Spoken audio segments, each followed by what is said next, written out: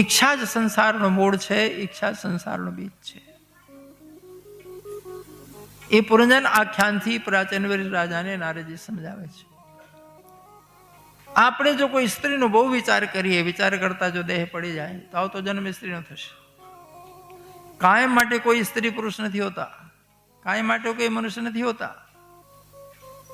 પંચમ સ્કંદમાં જડ ભરત યોગીની કથા આવે છે. મૃગના બચ્ચાને ઉછેર્યા અને એમાં મોહ લાગી ગયો અને મરતી વખતે મૃગનું બચ્ચું યાદ આવ્યું, પોતે મૃગના પેટે જન્મ્યા જાય. તો જો યોગી પુરુષને પણ મરતી વખતે એક વાસના પશુઓની લઈ ગઈ, તો આપણે જેમ શું લાગીએ છીએ? અમારી વાસનાઓ જ અમને પૂર્વજન્મમાં ઢસેડીને લઈ જાય છે, ખેંચીને લઈ જાય છે. પ્રિયવ્રત રાજાની વંશની કથા કહી. ઉત્તાનપાદ મોટા પુત્ર, હવે નાના પુત્રની વંશ આવી પ્રિયવ્રત. નાનપણથી નારદજીનો સત્સંગ મળ્યો, ભક્તિ જાગી. ગંધમાદન ગયા. ગંધમાદન ઓડિશામાં છે. ધ્યાનમાં બેઠા. મનુ મહારાજ પોતાની ગાદી સંભાળતા સંભાળતા ખૂબ વૃદ્ધ થઈ ગયા. પછી પ્રિયવ્રત પાસે ગયા અને કહે છે કે બેટા, રાજગાદી સંભાળ અને મને હવે રજા આપ તો હું ભક્તિ કરું. તો પ્રિયવ્રત કહે છે, પિતાજી કેમ ભક્તિ કરવી છે? મનુ મહારાજ કે સંસાર મિથ્યા છે, એમાં કઈ નથી. તો પ્રિયવ્રત હસે છે કે પિતાશ્રી, તમને આટલી ઉંમર વીત્યા પછી ખબર પડી કે સંસાર ખોટો છે. સારું છે, મને પહેલા ખબર પડી ગઈ. જે સંસારથી તમે જ તૃપ્ત નથી થયા, કંટાળી ગયા છો, એ મને શું કામ દેવા આવ્યા છો? મારે ન જોતી આદિ ગાદી, જાઓ જેને દેવો દઈ દો. મનુ મહારાજ નિરાશ થયા. બ્રહ્માજી આવીને સમજાવે છે પ્રિયવ્રતને કે બેટા એવું ન કરાય, પિતાની આજ્ઞા માન, જા રાજગાદી સંભાળ. તારા ભાગ્યમાં પત્ની પુત્ર રાજગાદી બધું પ્રારબ્ધમાં લખેલું છે. તો પ્રિયવ્રત બ્રહ્માજીને કહે છે, જે લખ્યું હોય ચેકી નાખો, મારે ન જોઈતું. બ્રહ્માજી કે હું ચેકું નહીં, ખાલી લખતા આવડે, મને ચેકતા ન આવડે. કેમ? તો કે જે પણ લખીએ છે એ વ્યક્તિના પોતાના કર્મોના ફળ છે, કોઈનો અધિકાર કોઈ લઈ શકે. બેંક મેનેજર ચોક્કસ જમા કરે, ઉધાર કરે, પણ તમારી સહી વગર ન કરી શકે. પોતે કોઈ ચેક ચાક કરે નહીં. કેમ કે માલ તમારો છે, તમે જાણો. તો બ્રહ્માજી કે ભાઈ, હું તો ખાલી ક્લાર્ક છું. પ્રિયવ્રત કહે છે, પ્રભુ મને શા માટે દલદલમાં નાખો છો? દલદલ એટલે જે જમીન ચીકણી માટીવાળી હોય અને ખૂબ વરસાદ પડે, એટલી બધી પાણી ચૂસી જાય કે રાબડા જેવું થઈ જાય. ઉપર ઘાસ ઉગી હોય ખબર ના પડે, ભૂલે ચૂકે કોઈ પ્રાણી બાજુ ગયું તો ગપ લઈને નીચે ઉતરી જાય કાદવમાં. હવે એમાંથી નીકળવું કેમ? જેમ તમે બળ કરો એમ નીચે જાઓ, ઉતરો, ડૂબી મરો. પાણીમાં તો તરીને બહાર આવી શકો, પણ માટીમાં કેમ તરવું? પછી તો બીજો કોઈ દોડા વોડા ફેંકે અને ખેંચીને તમને કાઢે તો નીકળો, નહીં તો મર્યા. એને દલદલ કહેવાય. પ્રિયવ્રત કહે છે, મને શા માટે સંસારના દલદલમાં ધક્કો મારો છો? તો બ્રહ્માજી હસી પડ્યા કે બેટા, હું તને દલદલમાં નથી, તારો બાપ દલદલમાં ખૂંચાયો છે, એને કાઢ. તને ખબર છે સંસાર કેવો છે, તું નહીં ફસાય. જે લોકોની ખબર હોય છે કે આ બાજુ જમીન કઈ પ્રકારની છે, એ ન ફસાય, એ જાય જ નહીં એ બાજુ. અજાણ્યો ફસાય છે, જ્ઞાની કદી ફસાતો નથી. તને સદગુરુ મળ્યા છે, તને સાધના મળી છે, તું થોડી ફસાય છે. બ્રહ્માજી બહુ સરસ સૂત્ર આપે છે, બને પી દોષો. વનમાં પણ જે રાગી પુરુષો છે એ લોકો દોષયુક્ત હોય છે. ગ્રહોપી પંચ ઇન્દ્રિય નિગ્રહ તપઃ. જે લોકો પહેલાથી ઇન્દ્રિય નિગ્રહ કરી ચૂક્યા છે, સત્સંગ કરી ચૂક્યા, સાધના, એમને ઘર પણ તપોવન હોય છે. ઘરમાં રહીને પણ ભક્તિ કરે છે. રાગ દ્વેષ લઈને બેગ પહેરીને વનમાં ગયા છે, એ વનમાં ડખો કરશે, એમાં કપડાનો ડાઘ લાગશે. બને દોષા પ્રવંતિ રાગિણામ ગ્રહોપી પંચેન્દ્રિય નિગ્રહ તપઃ. આ કુસ્તય કર્મણી હૈ પ્રવર્તતે નિવૃત્ત રાગસ્ય ગ્રહમ તપોવનમ. વૈરાગવંત વ્યક્તિ માટે ગ્રહસ્થાશ્રમ પણ તપોવન હોય છે. અને ખરેખર મોટા મોટા ઋષિઓ જો ભૃગુ, અંગિરા, વશિષ્ઠ, ગૌતમ બધા સદગ્રહસ્થ છે. આ વેદ પુરાણ શાસ્ત્રો કોને આપ્યા છે? એ લોકો વ્યર્થમાં સમજ્યા વગર ગ્રહસ્થાશ્રમની નિંદા કરે છે લોકો. ગૃહસ્થાશ્રમ સર્વશ્રેષ્ઠ અને સર્વજ્યેષ્ઠાશ્રમ છે. ગૃહસ્થાશ્રમ બ્રહ્મચારીઓને પોષણ આપે, ગૃહસ્થાશ્રમ સંન્યાસીઓને ભિક્ષા આપે, ગૃહસ્થાશ્રમ વાણપ્રસ્થીઓને મદદ કરે. ગૃહસ્થી પોતાનું કમાય છે, પોતે વાપરે છે અને બીજાને આપે છે. જ્યારે બીજા બધા ગૃહસ્થીના સહારે જીવે છે, પરજીવી છે. ગૃહસ્થી સ્વાવલંબી છે. ઘર સંસાર છોડીને કોઈ ભક્તિ કરી શકે તો એ બહુ બહાદુરી નથી, પણ ઘર સંસારની જવાબદારી સંભાળતા સંભાળતા ભક્તિ કરી શકે એ મહાનતા છે. બ્રહ્માજીની વાત કડી ઉતરી ગઈ. પ્રિયવ્રત ઘરે આવ્યા, રાજગદ્દી સંભાળી, પરણ્યા, 7 પુત્રો થયા. આ પૃથ્વીના 7 દીપો છે અને 7 સમુદ્રો છે. હવે ભાગવતમાં જે વર્ણન છે મીઠા પાણીનો, ખારા પાણીનો, દૂધનો, દહીંનો, ઘીનો, મદિરાનો, અત્યારે તો નથી હો. જુદા જુદા કલરના છે. લાલ પાણી છે, લીલું પાણી છે, કાળો પાણી છે. કાલા પાણીની સજા હોતી હતી ને, બ્લેક સી. એકદમ ડોળું પાણી છે, એકદમ ક્લીન, કંચન જેવું, મોતી જેવું પાણી છે, પણ છે બધા ખારા. જ્યારે મેં કીધું કે ઘીનો, શરાબનો, એક જણ સાંજે મને પૂછ્યું, બાપુ ઓલો શરાબ વાળો કઈ બાજુ? આ ભાગ્યા ક્ષીરસાગર પૂછું તું ને, કે ક્ષીરસાગર નો પૂછ્યું. હશે પહેલા ધરતીમાં અનેક બાર વિપ્લવ થયા છે, ભયંકર ભૂકંપો અને પરિવર્તનો આવ્યા છે. વૈજ્ઞાનિકો કહે છે કે આજે જ્યાં હિમાલય બહુ છે ને, ભૂતકાળમાં દરિયો હતો. આજે જ્યાં અરબ સાગરની ખાડી છે ત્યાં સપાટ જમીન હતી. અહીંથી આફ્રિકા સુધી સીધા જમીન માર્ગે જતા. એ લગભગ 10 લાખ વર્ષ પહેલા વિપ્લવ થયો અને જ્યાં જમીન હતી ખાડી થઈ ગઈ, જ્યાં સાગર હતું ત્યાં હિમાલય ઉભું થયું. તમે ફરવા જાઓ ઉત્તરાખંડમાં, હિમાચલમાં, તો ડુંગરાની ટોચમાં તમે ફરતા ફરતા જોશો, અચાનક થોડી માટી ખસેડો તો શંખલા અને છીપલા મળશે. મેં જોયા છે નજરે, એટલે કહું છું. હવે શંખલા અને છીપલા પાણીમાં હોય કે ડુંગરામાં?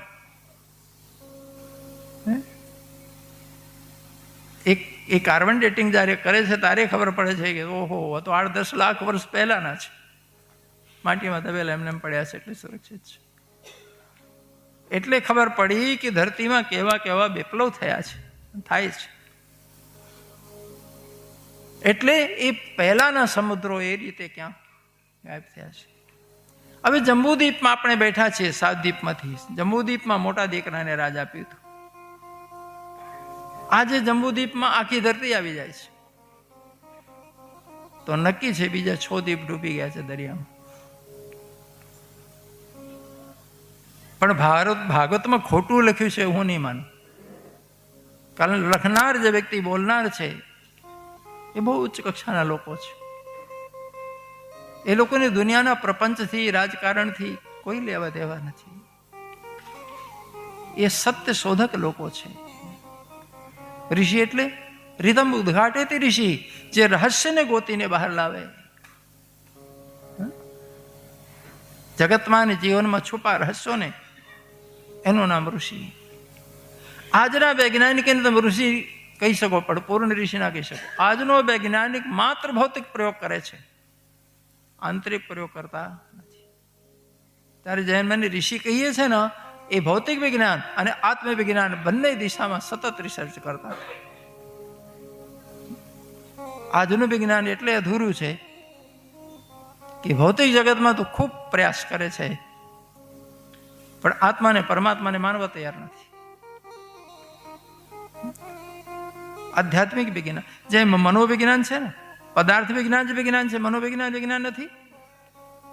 હવે મન કોઈ વસ્તુ થોડી છે કે લેબોરેટરીમાં ટેસ્ટ કરો. પણ મનોવિજ્ઞાન શબ્દ તો સાંભળી લો છે આપણે બધા.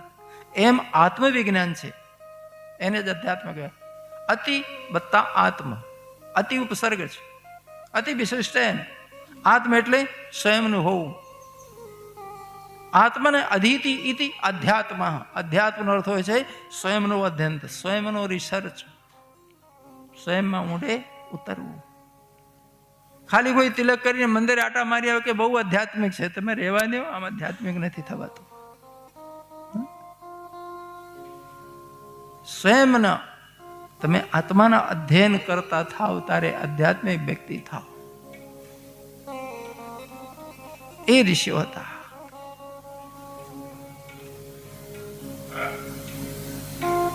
એ પ્રિયવ્રત મહારાજના પુત્ર આજ્ઞિક.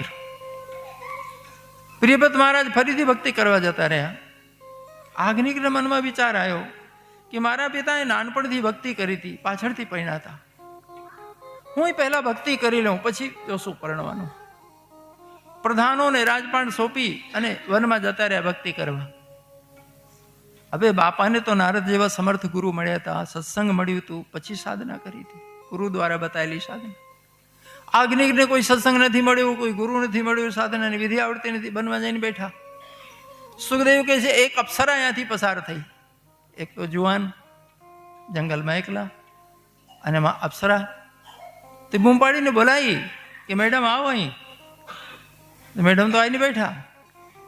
તો કે આપણે બે સાથે રહીને સત્સંગ ન કરીએ? તો પહેલે કે તમને વાંધો ન હોય તો મને ક્યાં વાંધો છે. બે ભેગા રહેતા થયા, એક એક કરીને 11 છોકરા થયા. પછી આખી ટીમ ઘરે પાછી આવી ગઈ. સુખદેવજી કહે છે દેખા દેખી ન કરતા, જે કરો એ બરાબર બોધ લઈને કરજો, ટોટલ ડિટેલ લઈને કરજો. આજ્ઞિક મહારાજ એ રીતે એ પૂર્વચિત્ત અપ્સરા એમના પત્ની થયા અકસ્માત આ રીતે વનમાં, અને પાછા ઘરે આવ્યા. દેખા દેખી કરવું નહીં.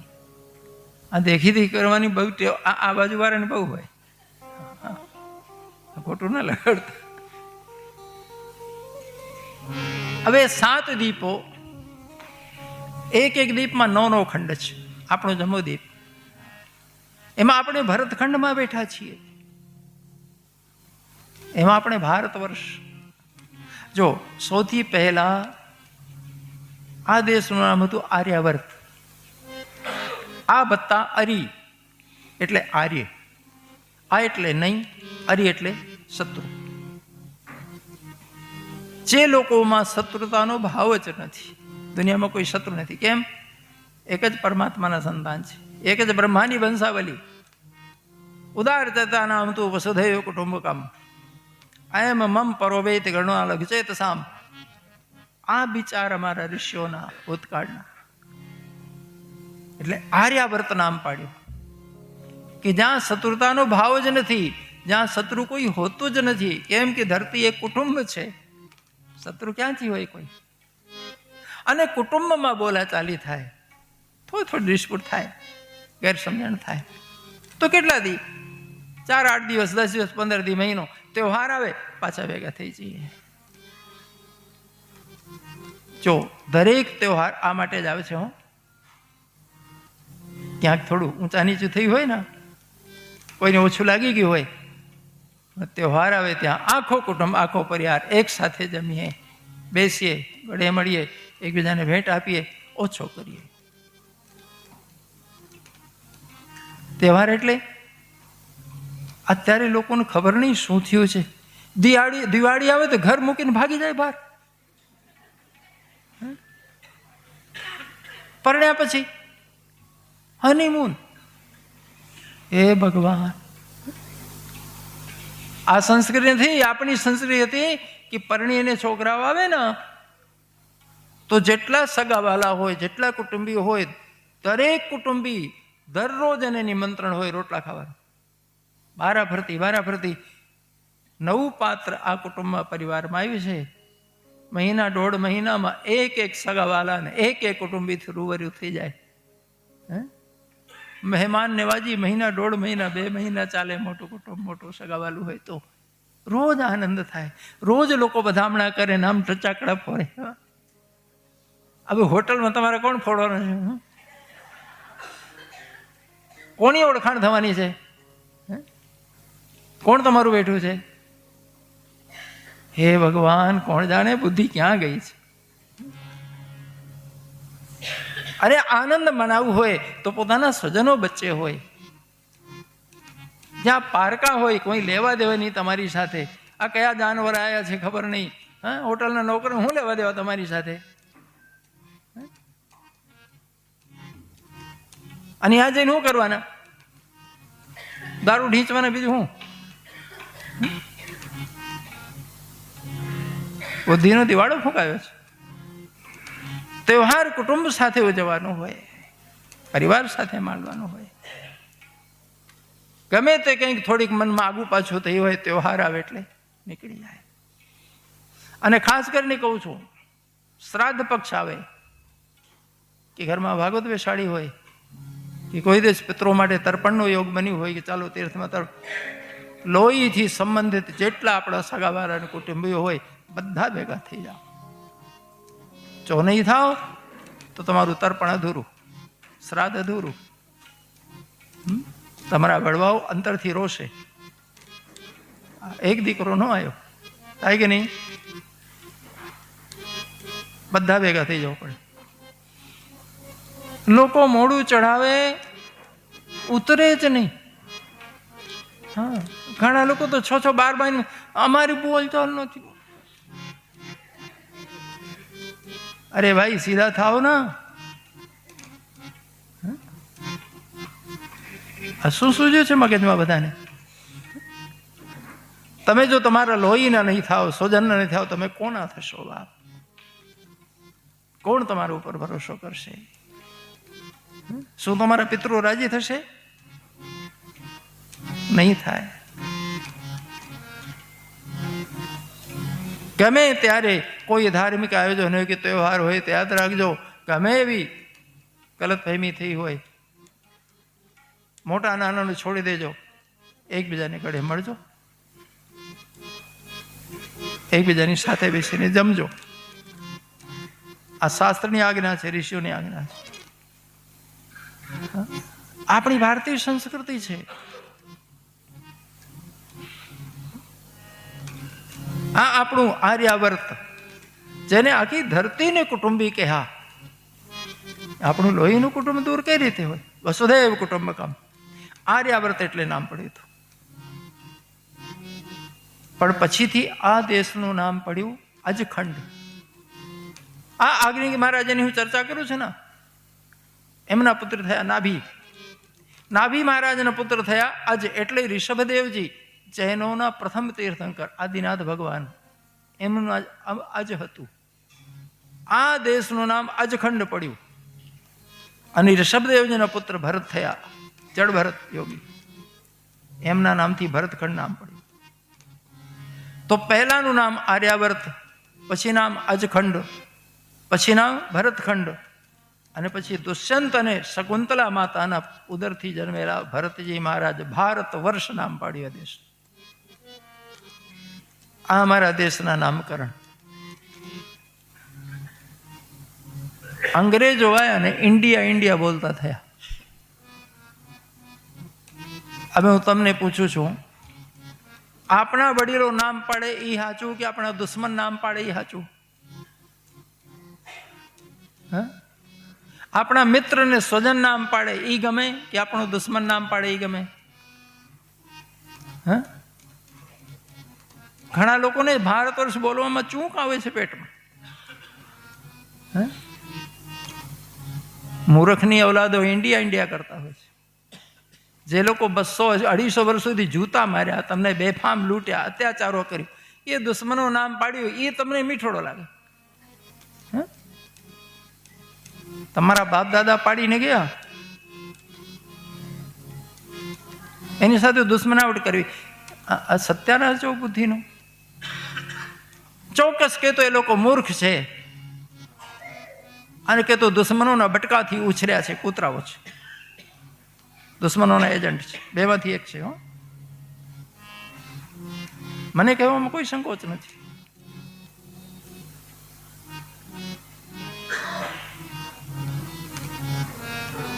આગ્નેય મહારાજના પુત્ર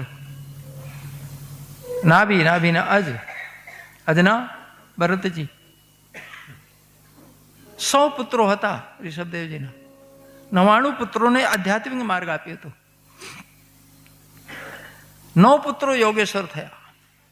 81 પુત્રો અગ્નિહોત્રી થયા, નિત્ય યજ્ઞ કરનારા. અગ્નિહોત્રી બ્રાહ્મણોમાં સરનેમ છે. છત્રી મટી ગયા, બ્રાહ્મણોમાં સમાઈ ગયા. ભૂતકાળમાં ચાતુર્વર્ણમ યા સૃષ્ણમ ગુણકર્મ વિભાગ છે. વર્ણ વ્યવસ્થા હતી. વર્ણ ઊંચ નીચ અને જાતિ નહોતી, વ્યવસ્થા. બ્રાહ્મણના ગુણ શું? સમ દમ તપ શૌચમ શાંતિરાજરમેવ ચ જ્ઞાન વિજ્ઞાન માસ્તિક્યમ બ્રહ્મકર્મ સ્વભાવજમ. બ્રાહ્મણ કોને કહેવાય? આટલા ગુણો હોય એને. આટલા ગુણ ધરાવતી વ્યક્તિ હોય એ ગમે તે વર્ણમાં જન્મી હોય એને બ્રાહ્મણ કહેવાતું હતું. યજ્ઞોપવિત પહેરવાનો અધિકાર બધાને હતું. જે પણ વ્યક્તિ રોજ સંધ્યા કરી શકે, બંને ટાઈમ, જે પણ વ્યક્તિ નિત્ય હોમ કરી શકે અને પંચયજ્ઞ કરી શકે, એ બધા યજ્ઞોપવિત ધારણ કરવું. જે ન કરી શકે એને ધારણ કરવું નહીં. ખાસ કરીને શૂદ્રવર્ણ અને સ્ત્રીઓ એ પાલન નતા કરી શકતા. કેમ? શુદ્ધ વર્ણે પણ કામ બહુ, સફાઈ કરવું એટલે શુદ્ધિ એટલે પવિત્રતા જળવાય નહીં. સ્ત્રીઓને પણ હંમેશા બાળકોને હાંચવા, ઘરના બધા કામ કરવા, અને એમને મહિનામાં એક વાર શુદ્ધિ આવે. બાળકો ગમે ત્યારે મળમૂત્ર કરે એટલે એ લોકો સાચવી ના શક્યા.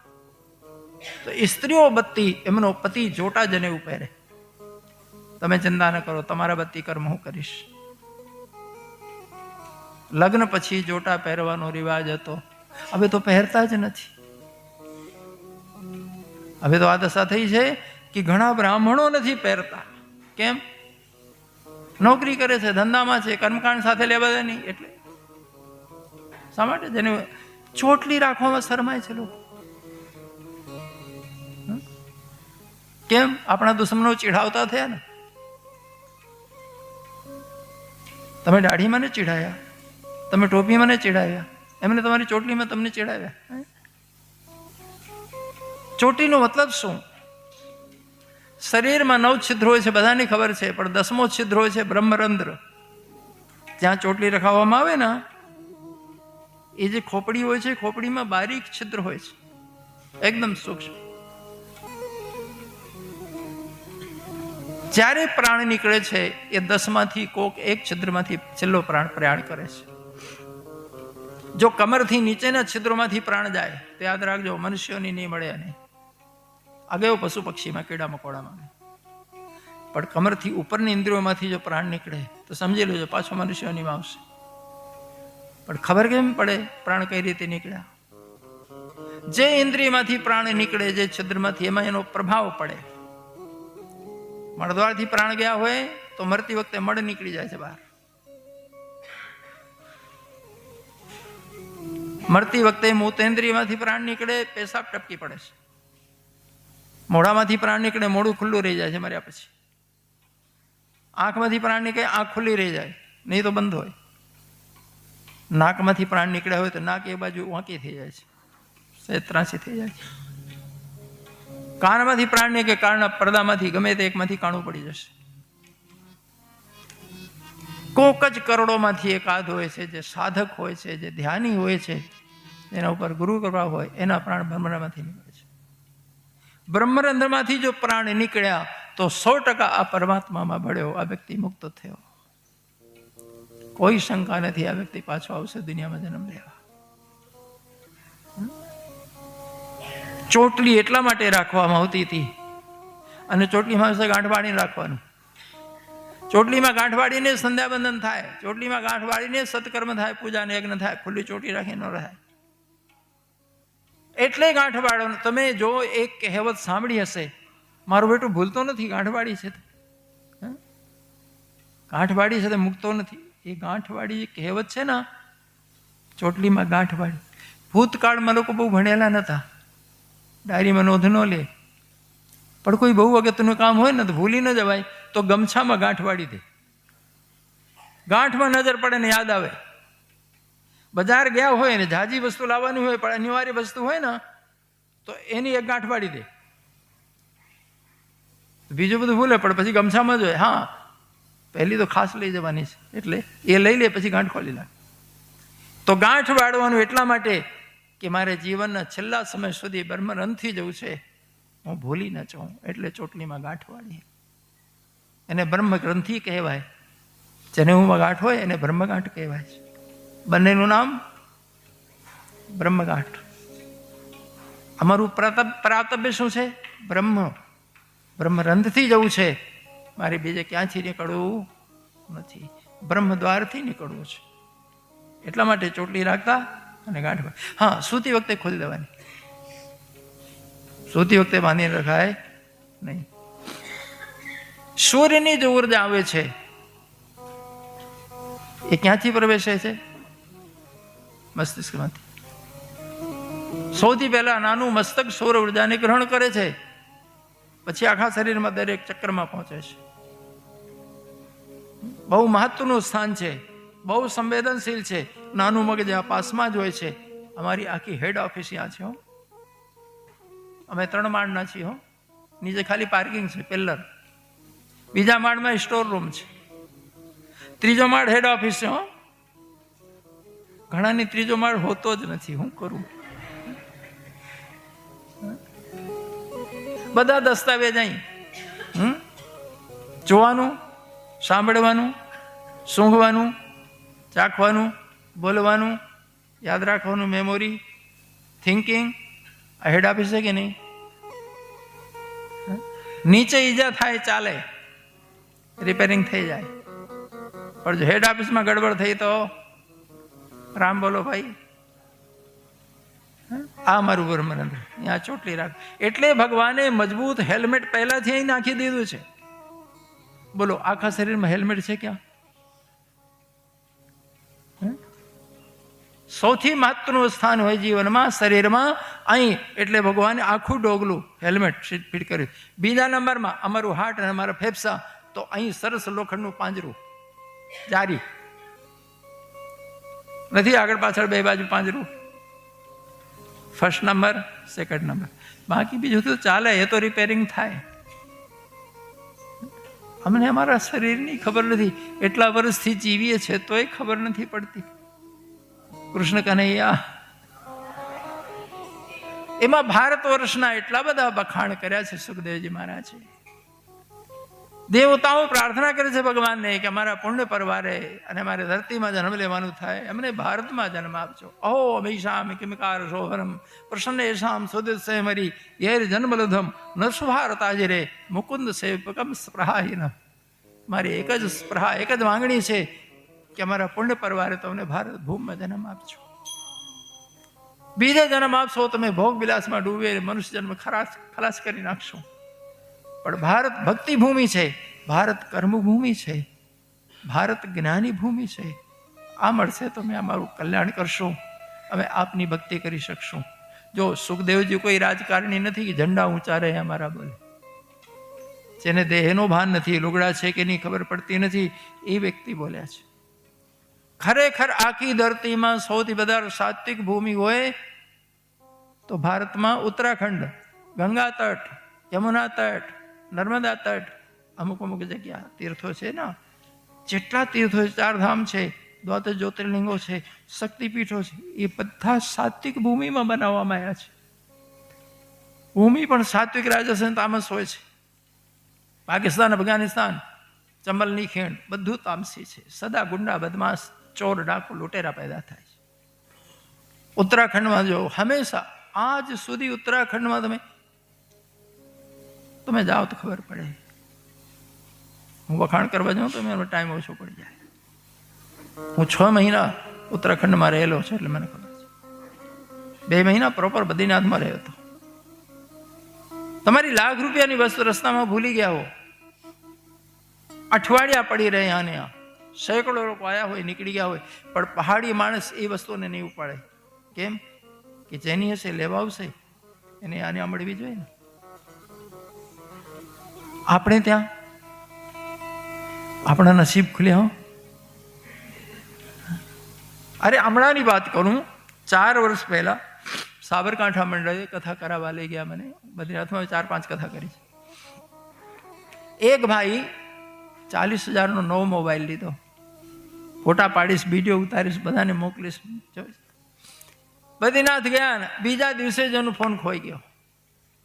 હવે બજારમાં ખરીદી કરવા ગયો ને બાજુને ખીચામાં નાખ્યો તો ને આમ બજાર પડતા બેસીને નમવા ગયો તો પેન્ટના ખીચામાંથી સરકીને પડી ગયો, દુકાનના પગથિયા પાસે પડી ગયો. નો દુકાનદારને દેખાણો ને એને દેખાણો. હવે ઘરે આવીને રૂમમાં ગોતે, બધાને પૂછે મારો ફોન. ભાઈ ખબર નહીં. હવે શંકા જાત નહીં થાય. ભાઈ પોલીસમાં ફરિયાદ કરો. ફરિયાદ કરી આવે. હવે એ ફોન કોઈ વ્યક્તિને જડ્યો, શિક્ષક હતો, દહેરાદૂનમાં નોકરી કરતો હતો, પણ પોતે બદ્રીનાથનો માણસ. દુકાનદારોને પૂછ્યા ફોન પડ્યું છે કોને, કે ભાઈ અમારો નથી, જેનો હોય.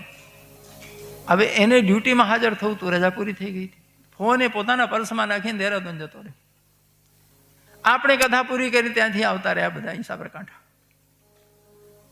6 દિવસ પછી એને નોરાશ મળી. ફોનની બેટરી ચાર્જ કરીને મેં ફોનમાં લિસ્ટમાં જોયું, પ્રથમ નામ જે વ્યક્તિ હતો એને ફોન કર્યો અને અશોકભાઈનું નામ હતું, જે મંડળનું સંચાલન કરતા ભાઈ, એનું નામ. એને ફોન લગાડ્યો અને કીધું કે આ કંપનીનો આ ફોન મને બદ્રીનાથમાં મળ્યો છે, ક્ષમા કરજો, હું બહુ બીજી હતો એટલે તત્કાલ ફોન ના કરી શક્યો. 6 દિવસ થયા, મને માફ કરજો.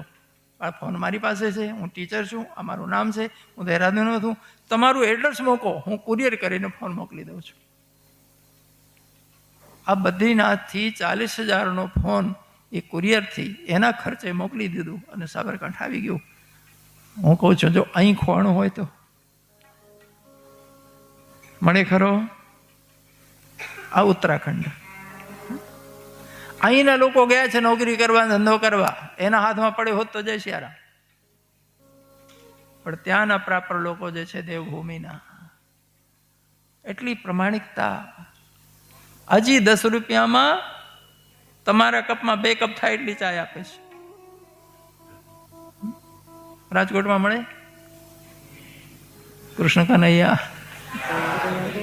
એટલે મારા સુખદેવજી વખાણ કરે છે, મારું ભારત વર્ષ છે, મારું ભારત વર્ષ છે, જહાં ડાલ ડાલ पे सोने की चिड़िया करती है, जहाँ डाल डाल पर सोने की चिड़िया करती है बसेरा, ओ भारत देश,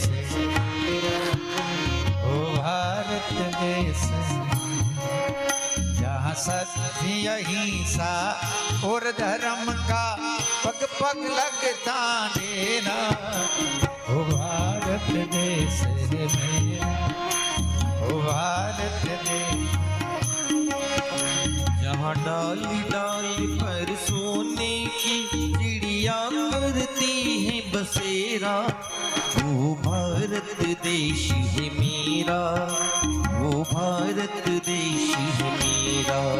हे धरती को जहाँ ऋषि मुनि जपते हरि नाम की माला, हरिओ हरिओ हरिओ हरिओ, यहाँ हर बालक एक मोहन है और राधा एक माँ, राधा एक माँ, जहाँ सूरज सबसे पहले आकर डाले अपना फेर, भारत देश है मेरा, वो भारत देश है मेरा, जहाँ डाल डाल पर सोने की चिड़िया करती है बसेरा, वो भारत देश है मेरा, वो भारत देश है मेरा, जहाँ आसमान से बातें करते मंदिर और शिवालय, हरिओ हरिओ हरिओ हरिओ, किसी नगर में किसी द्वार पर कोई न ताला डाले, कोई न ताला डाले, और प्रेम की बंसी जहाँ बजाता आए शाम सवेरा, ओ भारत देश है मेरा, ओ भारत देश है मेरा, जहाँ सत्य अहिंसा और धर्म का पग पग लगता डेरा, वो भारत देश है मेरा, वो भारत देश है मेरा। जय भारत जय भारत।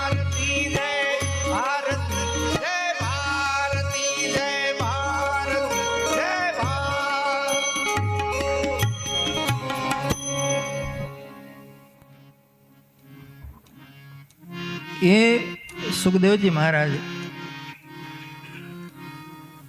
તમામ એક એક દીપના નોનો ખંડમાં કેટલા પર્વત છે, કેટલી નદીઓ છે, આખું ભૂગોળ વર્ણન કરે છે.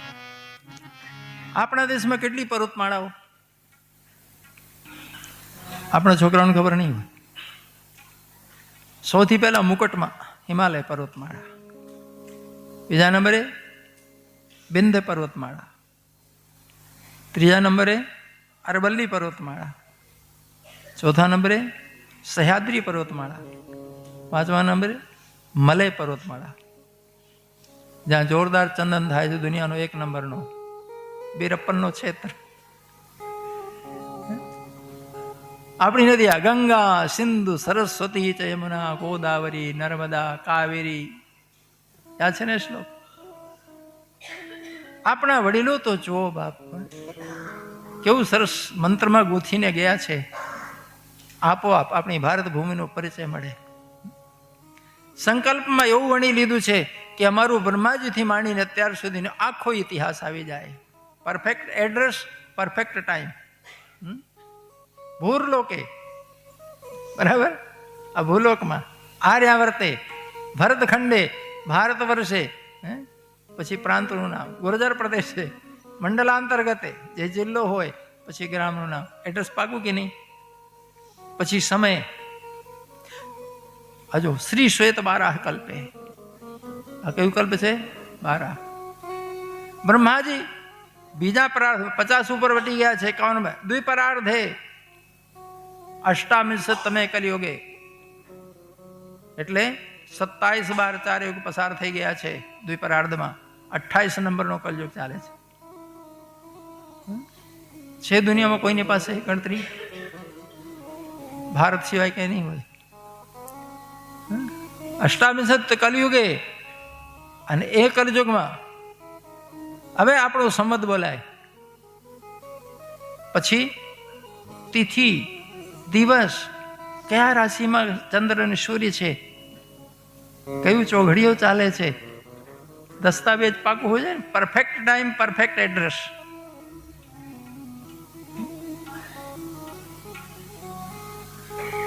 આપણને સન અને તારીખ સિવાય કંઈ ખબર પડતી. અને ઘણા લોકો તો કંટાળા કરે, આ વળી તિથિઓનો લઠ્ઠો ઘડીકમાં ઘટી જાય ને ઘડીકમાં વધી જાય, કે 11 2 થઈ ગઈ ને પૂનમ કયો 6 થઈ ગઈ. મેં કીધું કંટાળો ન કરો, ભારતીય સાયન્ટિફિક છે, પરફેક્ટ છે. અંગ્રેજીની તારીખો માત્ર સૌરની ગણતરી ઉપર જ છે, એ પણ પરફેક્ટ નથી. પહેલા એ લોકો 10 મહિનાનો જ વર્ષ ગણતા હતા, પછીથી જુલાઈ અને ઓગસ્ટ 2 ઉમેરે એટલે 12 મહિના થયા. મુસલમાનો હજી 11 મહિનાનો વર્ષ ગણે છે.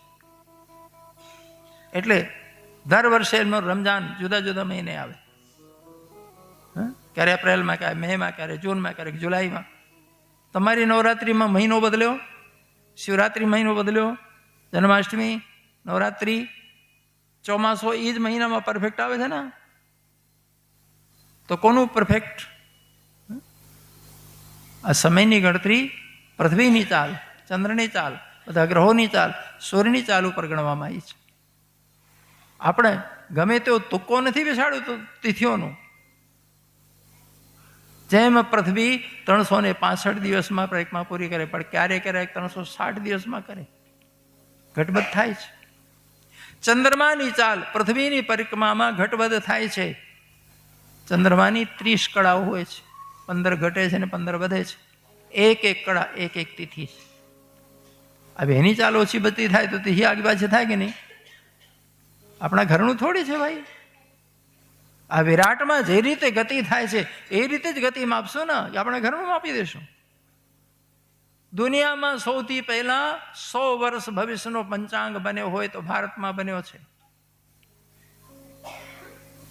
આચાર્ય વારાહી મિહિર ઉજ્જૈન વાળા, જે વિક્રમાદિત્યના નવરત્નોમાં હતા, પહેલી વાર એમને 100 વર્ષ ભવિષ્યનો પંચાંગ બનાવી દીધું. 100 વર્ષ પછી કઈ તિથિએ કેટલા વાગે કેટલા મિનિટે સૂર્યગ્રહણ લાગુ પડશે ને કેટલા મિનિટે પૂરું થઈ જશે. તો અંતરિક્ષમાં રહેલા આ તમામ ગ્રહોની ચાલનો કેટલો પરફેક્ટ અનુભવ કર્યો હશે, અધ્યયન કર્યું હશે, તારે બનાવ્યું છે. અજ્ઞાન છે અમારું. બોલો, આપણા છોકરાઓને આ બાબતની ખબર છે? ઉજ્જૈન કાર્ય જાઓ તો હવે વૈદિક ઘડી બનાવીને ટાવરોમાં ફિટ કરવામાં આવી છે. ચોક્કસ જોજો, તમે તમારી મોબાઈલમાં એમાં ડાઉનલોડ કરી શકશો. ડિજિટલ છે પાછી. તમને સૂર્યોદય સૂર્યાસ્ત બતાવશે, તમને કયા ગ્રહ કઈ રાશિમાં છે બતાવી દેશે. 24 કલાકનો દિવસ તો છે જ. અંગ્રેજી મહિના પર અંગ્રેજી ગણતરી પ્રમાણે 30 ઘટિકાનો 24 કલાક એક દિવસ પૂરો થાય છે. એ 30 ઘડી પણ બતાવશે અને 24 કલાક પણ બતાવશે. દરરોજનું સૂર્યોદય સૂર્યાસ્તનો ટાઈમ બતાવશે ઘડિયાળ, અને પરફેક્ટ જોઈ લેજો સૂર્યાસ્ત એટલા ટાઈમે જ થશે. એ ભેદની જે પ્રકારની ગણતરી હતી ને એમાંથી જ બનાવેલી ડિજિટલ ઘડિયાળ વૈદિક ઘડિયાળ. આ બંધન કરો. મોદી સાહેબ આયા એટલે સંભવ થયું. ઉજ્જૈનની વેધશાલા એ જૂની 12 મીર. હવે સંમત ક્યારે લખાણું? વિક્રમાદિત્ય મહારાજ જે દિવસ ગાદીમાં બેઠા તે દિવસથી શરૂ થયું વિક્રમ સંવત. વિક્રમાદિત્યજી 46 વર્ષ હતા તે દિવસ ગાદીમાં બેઠા હતા. કેમ? ભરથરી મહારાજ ગોરખનાથના શિષ્ય બની સંન્યાસ લઈ નીકળી ગયા. ભરથરી મહારાજ ગાદી હતા, એમને સંતાન નથી. નાના ભાઈ વિક્રમાદિત્ય ગાદી ઉપર આવ્યા. વિક્રમાદિત્ય સોનાનું ચલણ ચાલુ કરી દીધું. તમામે તમામ 1 આના 2 આના 4 આના 8 આના બધા સોનાના હતા. રૂપિયો સોના. હોનાની ચકલી એમને નથી કહેવાય. આ ઇતિહાસની ક્યાં ખબર છે આપણા છોકરાઓને? એ વિક્રમ સંવત યાદ છે કેટલો છે? 2081. સન 2025 ચાલુ થયું છે. 2025 વર્ષ થયા ઈસા મસીહને જન્મ થયા. એના જન્મ તારીખથી શરૂ થયો છે. સંવત ગાદી બેઠા તે દિવસ શરૂ થયું છે તો 2081 છે. આ ખાલી 24 થયા છે 2000 ઉપર. શું અમને સમય ગણતરી કરતા નતું આવડતું? પણ અમે ગુલામ. સત્તામાં જે લોકો હોય ને એ કઈ સાચું. પહેલા સત્તાનો કેન્દ્ર ફ્રાન્સ હતો એક સમય. એટલે દુનિયાનો ટાઈમ ફ્રાન્સથી ચાલતું હતું. પછી અંગ્રેજો આવ્યા. ટાઈમ અંગ્રેજોનો બ્રિટનથી શરૂ થયો. તમારો દિવસ સવારમાં શરૂ થાય છે કે અડધી રાત્રે? આખી દુનિયામાં સવારમાં શરૂ થાય ને. તો ઘડિયાળમાં રાતમાં 12 વાગે દિવસ કેમ બદલાઈ જાય? તારીખ બદલાય છે, દિવસ નથી બદલાતો. દિવસ તિથિ પ્રમાણે બદલાય. તિથિ હંમેશા સવાર સૂર્યોદયથી બદલાય છે.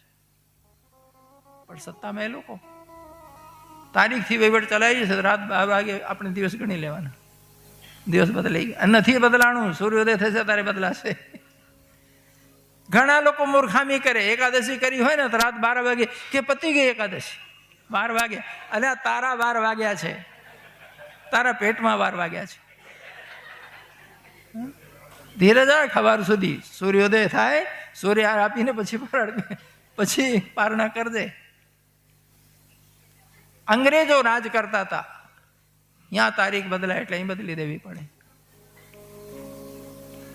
બ્રિટનમાં સવારમાં સૂર્યોદયમાં તારીખ બદલાય છે, અડધી રાતે નથી બદલાતી. 6 કલાકનો ફેર છે આપણે ને એમને. ભલે એ લોકો ગયા પણ ગુલામી તો મુકતા જ ગયા છે. ગુલામી ગઈ નથી. લગભગ 100 ઉપર દેશ ગુલામ હતા. પણ અંગ્રેજો ગયા એટલે લોકો પોતાના દેશની ભાષાથી દેશનો વહીવટ ચાલુ કર્યું. જેટલા ગુલામ દેશ હતા, કોઈ પણ દેશમાં વહીવટ અંગ્રેજીથી નથી ચાલતો, એની રાષ્ટ્રભાષાથી ચાલે છે. આપણું દુર્ભાગ્ય 75 વર્ષ થયા તો એ હજી અમારી સરકારોનો વહીવટ અંગ્રેજીમાં ચાલે છે. કોર્ટો અંગ્રેજીમાં ચાલે છે, પાર્લામેન્ટો અંગ્રેજીમાં ચાલે છે. અરે તમારું સંયુક્ત રાષ્ટ્ર સંઘ અંગ્રેજીમાં નથી ચાલતું, ફ્રાન્સિસમાં ચાલે છે, જેનેવામાં છે તોય છતાં. સંયુક્ત રાષ્ટ્ર સંઘની ભાષા કઈ? ફ્રેન્ચ. ત્યાં ઓફિસમાં બધું કામકાજ ફ્રેન્ચમાં થાય છે. ફ્રેન્ચનો દબદબો હતો એટલે. જે લોકો 200 વર્ષ જૂતા માર્યા, તમને ગુલામ રાખ્યા, એ લોકોની ભાષાથી તમે ગૌરવ લેવો છો અને દેશનો વહીવટ ચલાવો છો. હજી હાલમાં લગભગ 70% લોકો અંગ્રેજી નથી જાણતા. 75 વર્ષ થયા હતા તો જબરજસ્તી અમારી માથામાં અંગ્રેજી ઠોકી રાખી છે લોકો. ચોથી પેઢી જન્મી ગઈ. વિદેશી અંગ્રેજો ગયા, દેશી અંગ્રેજો બેહી ગયા, ડફોડો બધા. શું કરવું? પણ દુર્ભાગ્ય અમને ખબર પડતી નથી. ખબર પડી હોત તો હરામીઓને અમે જીતાયા હોત, સત્તામાં રાખ્યા હોત. દુષ્ટોને, જેને નથી દેશદાજ, નથી સંસ્કૃતિનો ગૌરવ, ધર્મના 1 નંબરના દુશ્મનો, અમારી સંસ્કૃતિને બરબાદ કરી, બિલકુલ રાક્ષસીપણું ચાલુ કરી દીધું. આવા લોકો સત્તા ભોગવી શકે ખરા? દુર્ભાગ્ય અમારી અજ્ઞાનતા. દુનિયામાં તમામ સમસ્યાઓ અજ્ઞાનતાની છે. પણ એ દુર્ભાગ્ય છે કે આપણે આપણું હજી પણ આપણી પેઢીને આપી શકતા નથી. હું વિનંતી કરું છું કે જેને જેને ખબર હોય પોતાની નવી પેઢીને કહેતા તો જાઓ. હું નથી માનતો કે તમારામાં કોઈને ખબર નહીં હોય, ઘણાને ખબર હશે, પણ છતાં હું વ્યાસપીઠમાં બેઠો છું અને વિષય આવ્યો છે તો હું બોલું છું.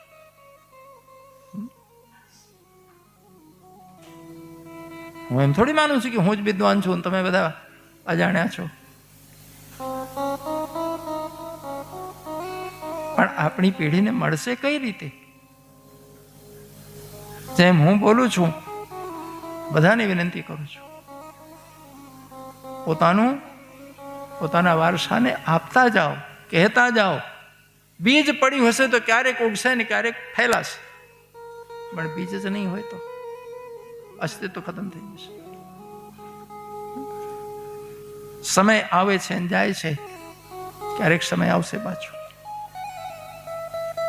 દુનિયામાં સૌથી પહેલા વિકાસ પામેલી સંસ્કૃતિ ધરતીમાં વૈદિક સંસ્કૃતિ છે. અને આપણને ગાળો દીધી. આ લોકો તો ગંદા, આ લોકો તો પછાત, આ લોકો તો ગરીબ. ભારત ગરીબ દેશ. અલ્યા ભારત ગરીબ દેશ હતું તો શું તમે ત્યાંથી તેમ જહાજ ભરી ભરીને અમને દાન દેવા આવ્યા હતા કે લૂંટવા આવ્યા હતા? ભિખારીને ત્યાં કોઈ લૂંટવા જાય? ધનપતિને ત્યાં લૂંટફાટ થાય, ભિખારીને ઘરે શું મળવાનું? આખી દુનિયાના લૂંટેરાઓ ભારત આવ્યા છે. હુણો, શકો, બર્બરો, ફ્રાન્સિસીઓ, પુર્તગાલીઓ, ડચો, મુગલો, અરબસ્તાનીઓ, અંગ્રેજો, ગણો તો ખરા. દુનિયામાં કોઈ દેશમાં લૂંટફાટ કરવા નથી ગયા, બધા અહીં ગુડાણા છે. અને કે આ દેશ પછાત, આ દેશ ગરીબ, તો શું તમે જગમરાવા આવતા નહીં? અમે ગરીબ હતા તો અમને દાન દેવા આવ્યા હતા? જુઠ્ઠો ઇતિહાસ ભણાવે છે અમારા 4 પેઢીથી અમારા છોકરાઓને. અમે અજ્ઞાનના કારણે એવા ખોટા માણસોને માથે બેહાડી રાખ્યા છીએ સત્તામાં. એ અમારી ભૂલ છે. થોડી આપણે બધા પ્રયાસ કરીએ, ભૂલ સુધારીએ. આના માટે જ આખી જિંદગી પ્રયાસ કર્યો પારણક દાદા અને શ્રી રામ શર્મા આચાર્ય. આખી જિંદગી આ યુગ પુરુષો. હું માનું છું આ બંને પુરુષ ના થયા હોત તો અત્યારે અમારું પછાત વર્ગ હજી ઠીક છે, 40% બટલાયો છે, હજી 60% બચ્યો છે. આ મહાપુરુષો ન થયા હોત તો 80% બટલાઈ ગયો હોત. એટલું ધર્માંતરણ થઈ રહ્યું છે દેશ. જેટલા સંતો જેલમાં પડ્યા છે બધા હની ટ્રેપમાં ફસાયામાં આવે છે. કેમ? એ લોકો જોરદાર ધર્મ પ્રચાર શરૂ કર્યું હતું. આખા દેશમાં લોકો પોતાના ધર્મ પ્રત્યે શ્રદ્ધા જગાડવા, જાગૃત કરવા. જો લોકો પોતાના ધર્મનું ગૌરવ લેવા લાગે તો બટાળ પ્રતિબંધ થાય ને. એ બટાળ પ્રતિબંધ ના થાય એટલા માટે બધાને એક જ સ્ટોરી, સ્ત્રીઓના લફડા. લાખો માણસો ઉપર લોકો જે સત્સંગ પર વચન આપી રહ્યા હતા. અને હિન્દુઓ અજ્ઞાનતાના કારણે પોતે મજા લેતા. જો બાવો આવો નીકળ્યો, ફલાણો ઓ નીકળે. તમને ખબર છે આ ષડયંત્ર કેવા છે ભયંકર?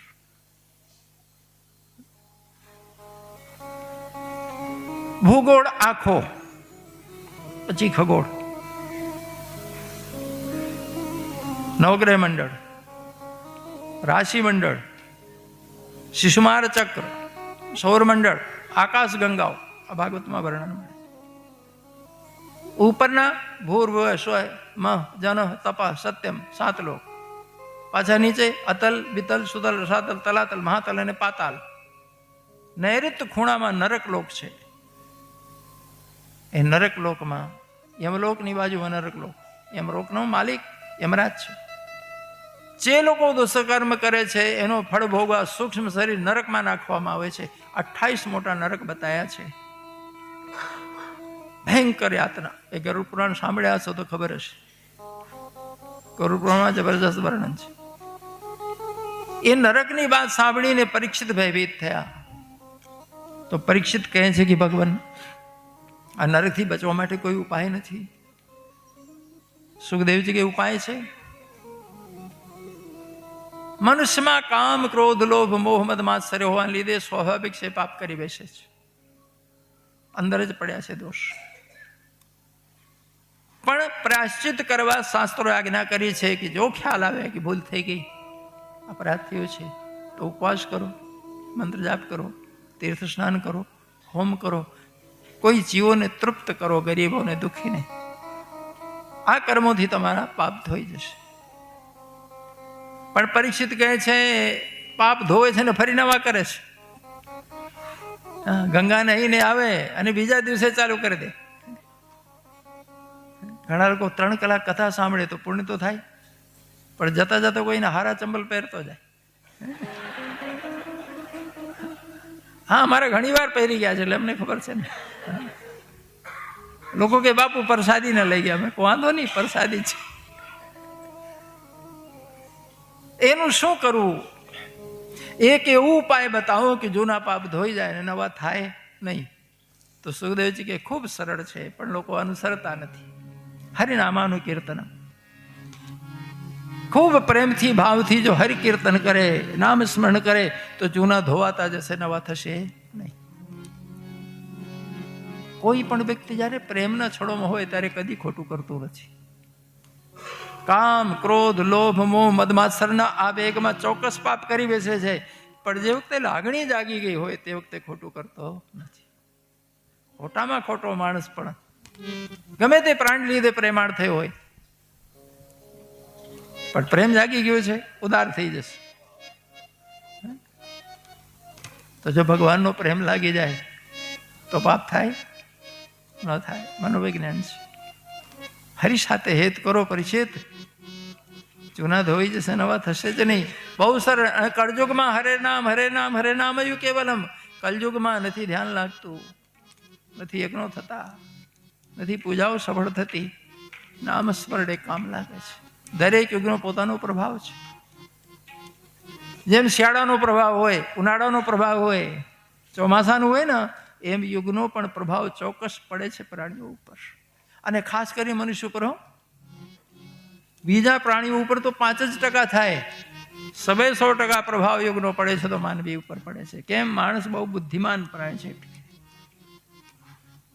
તો કળયુગમાં એક જ ઉપાય છે, કલયુગ કેવલ હરિ ગુણ ગાહા. તો પરીક્ષિત કહે પણ પ્રેમ લાગતું નથી, શું કરીએ? તો સુખદેવજી કે ચાલુ તો કરો, લાગી જશે. ધીમે ધીમે લાગે. આંખો મળી ગઈ છે તો કદી દિલ મળી જશે. નજરો મળી છે તો કદી દિલ મળી જશે. ધીમે ધીમે મળે ને. આજે સામાસામી જોયા, પણ એમ લાગ્યું કોઈ સજ્જન, કોઈ સારો માણસ લાગે છે. બીજી વાર મળ્યા તો થોડો મુસ્કાશો, માથું નમશે. ત્રીજી વાર મળ્યા તો જય શ્રી કૃષ્ણ, રામ રામ. હવે જય શ્રી કૃષ્ણ થઈ ગયા તો ચોક્કસ ચાય માટે આમંત્રણ મળશે, ગમે તે વાજેથી. 2-4 વાર ચાય પીવાઈ જાય તો લાડવાય થાય, અને લાડવા થઈ ગયા તો ચોક્કસ ભાઈબંધી થઈ ગઈ નહીં. તેમ ભાઈ શરૂ તો કરો, મારો ઠાકુર બહુ પ્રેમાળ છે. તમે અમથા અમથા નામ લેશો તો એ